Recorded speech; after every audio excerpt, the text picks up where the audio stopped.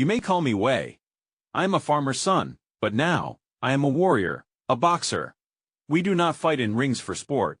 No, we fight for China, for our ancestors, for our way of life. You ask why? You ask what has driven us to take up arms against the foreigners and their Qing allies. I will tell you. It began with the foreigners, the Western devils, and their opium. They came with their merchants, their priests, and their soldiers, and they took what they pleased. The Qing emperor, weak as he was, let them carve up our land like a melon. They brought opium, and with it, addiction, suffering. They forced us into treaties that stole our wealth and shamed our people. And when we resisted, they sent more soldiers, more gunboats. They do not see us as people. They see us as servants, as obstacles to be removed. Then came the Christian missionaries. They told our people to abandon their ancestors, to forsake the gods that have guided us for centuries. They protected their converts, gave them privileges above the rest of us. We watched as our neighbors turned against us, as the foreign influence spread like a disease. We could not stand by any longer. We trained our bodies, strengthened our spirits. We believed that with the right discipline, we could make ourselves immune to foreign bullets, that our fists and swords were enough to drive them out. So we rose, and the earth trembled with our fury. We burned their churches. We tore down their railroads, their telegraph lines. We besieged the foreign embassies in Beijing.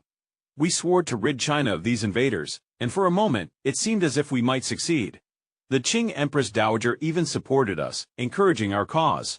But the foreign powers, the British, the Germans, the French, the Americans, they would not let us win. They sent their armies, their warships. Their weapons were stronger than our fists, their cannons louder than our voices. And the Qing, treacherous as ever, turned their backs on us when they saw defeat was near. We fought bravely, but in the end, we could not stop them. They crushed us, executed our brothers, humiliated our people. The Boxer Protocol, they called it, another treaty forced upon us, demanding punishment, demanding payment. More foreign troops occupied our cities. Our dream of a free China, untainted by the West, faded. And yet, was it all for nothing? No.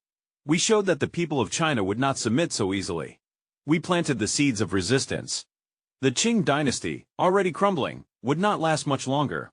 Change would come, though not in our time. I do not regret what we did. I fought for China. I fought for my ancestors. And one day, I hope, China will rise again, not under the foot of foreigners, not under the rule of weak emperors, but as a nation strong and proud.